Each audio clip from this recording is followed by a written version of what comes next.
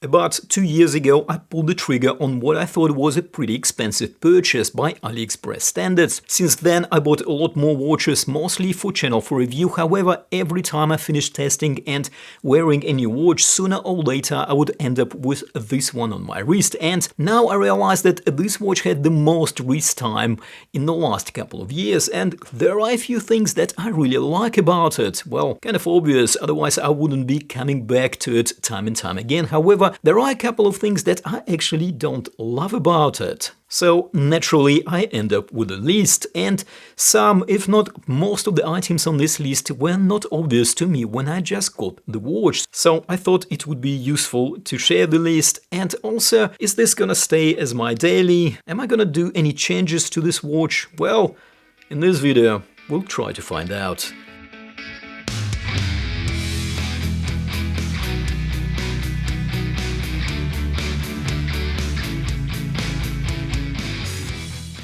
Hello and welcome to the channel. You probably noticed that we talk about watches, and yes, occasionally we drink coffee. Well, if this is your thing, coffee is optional of course, don't forget to subscribe so you don't miss anything.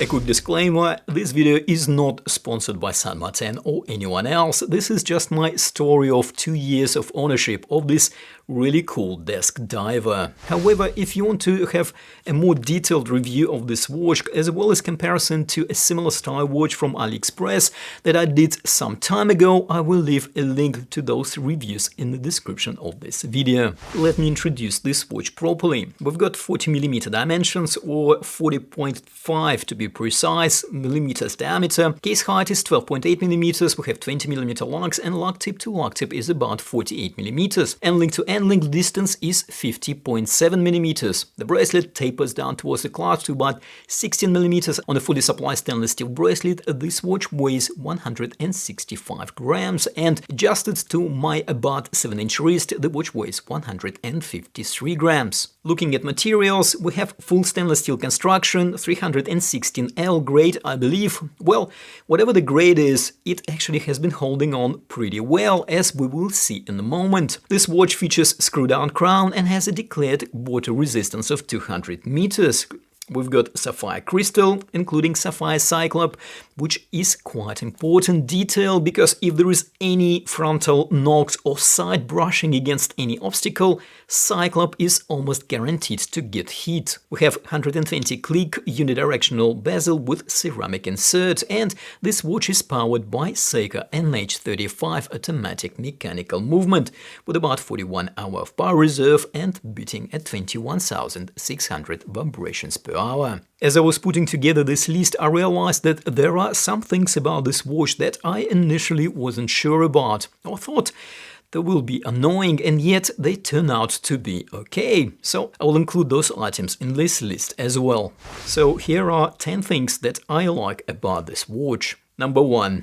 Build quality. This thing is built like a tank. I know that this might sound a bit like a cliché, but this is the first thing that was obvious to me when I unboxed this watch, and even more so when I compared it to other similar style watches. This timepiece feels solid and well composed.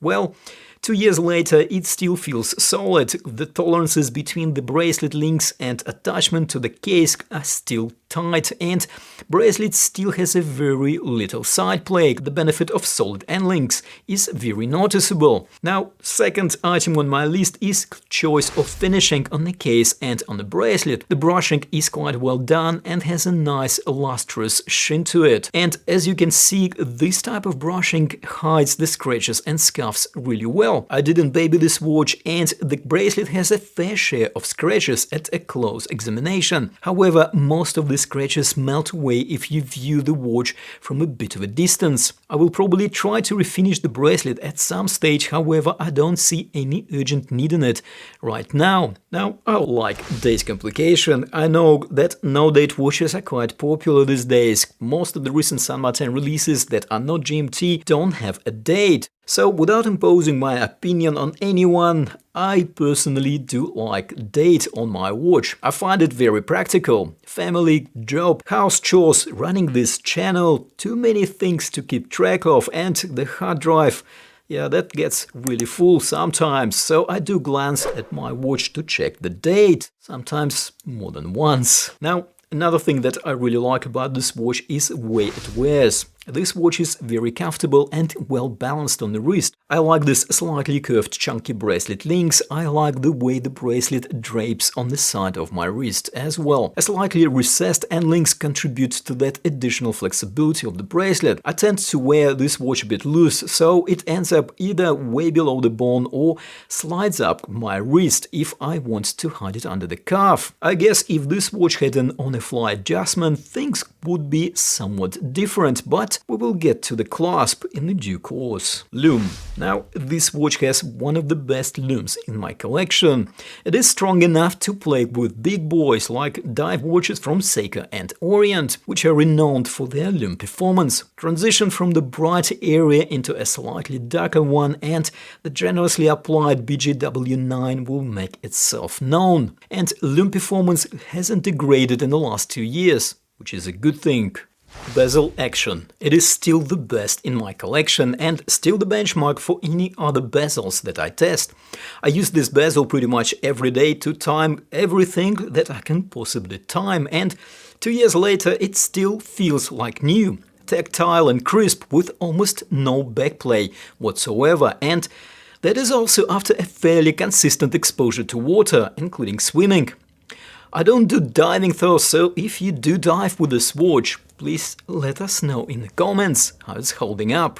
Another thing that I like is use of premium materials like ceramic bezel insert and sapphire crystal, including on the Cyclope. 2 years later, it looks as good as when I unboxed it. A proof that use of these premium materials does pay dividends in the long run. Branding. Well, this is something I actually complained about in my initial review, but I actually like the shock on the crown and the applied logo on the dial. It is a pity that Saint Martin doesn't do the shock logo anymore anywhere. I guess too many people, including myself, complained about branding consistency or rather inconsistency on their watches in the past, and shock is probably not 100% suitable for dress or pilot type watches. Maybe just reserve the shock logo for dive watches. Well, I'll let Saint Martin marketing department think about this one. Versatility. This is another thing that I really love about this watch. Pretty much any occasion, sunny beach, job interview, night out, barbecue with or without friends. Really hard to think of any occasion where this timepiece will be out of place. Okay, let's be fair, no design credit here goes to Saint Martin, but we are talking about this watch here after all. Movement. And now 2 years later, I think that the use of an H35 movement was actually a good choice. I was a bit concerned that Saint Martin wasn't offering this watch with the high beat movements like PT5000 or Swiss Sellita SW200. Well, I'm not concerned anymore. An H35 from Seiko is a perfect match here, in my opinion. More than 2 years later, the crown operation is still very smooth. It is still very accurate, and nobody, including some hardcore watch enthusiasts, told me even at close inspection, hey, listen, this second hand is not sweeping smooth enough. So I think an H35 is a perfect fit for this watch. And as a cherry on the top, if at some point this movement needs servicing, it is really affordable to replace the entire movement. And now things that I thought I would dislike when I bought the watch but turn out to be okay. So the first one is the Cyclope. Absolutely fine with it now. Magnification is just right, date is very legible, and aesthetically it is eventually grew on me as well. Now, another feature which I pointed out in my initial review was the rehaut, which is compared to the same style watches. The rehaut on this Saint Martin, that is the ring between the crystal and the dial, is at a bit of an angle rather than being installed at 90-degree angle as you would expect it. Initially I thought it would bother me, however I was wrong. I kind of forgot about it. Price. Well, when I initially purchased this watch, the price was kind of high compared to other similar watches on AliExpress, and I wasn't entirely sure about that. However, credit to Submariner, they actually haven't changed the price of this watch by much in the last couple of years, and during sales this watch can actually be bought considerably cheaper than I paid for it 2 years ago. And before we jump to the last section of my list, if you find this video useful, do hit that like button to please that notorious YouTube algorithm. And now we came to the last section of my list, my dislikes. Well, there are two actually. The first one is absence of on-the-fly extension. I like the double-action, double-pusher clasp on this watch. The build quality is really good. 2 years later, no issues whatsoever. The tolerances are still tight and the action is very robust. However, Submariner doesn't offer this clasp on this watch anymore. They now use this double pusher one, which I think is really nice, and I like the branding, but I still keep the original clasp on this watch because it feels more tool-like and because neither this one nor the new one has an on-the-fly extension. So there is no much benefit of replacing. However, this is not the end of the clasp story. Well, you see, Submariner recently released a really cool new clasp which finally features an on-the-fly adjustment, but they are not offering this new clasp on this watch. So the only solution for me is to buy the new clasp separately, which I did, and I will be putting it on as soon as it arrives. My second dislike about this watch is somewhat controversial. It is the looks. Yes, I know, this doesn't make much sense, but the great looks of this watch that I actually like so much got me into a few awkward situations, should I say.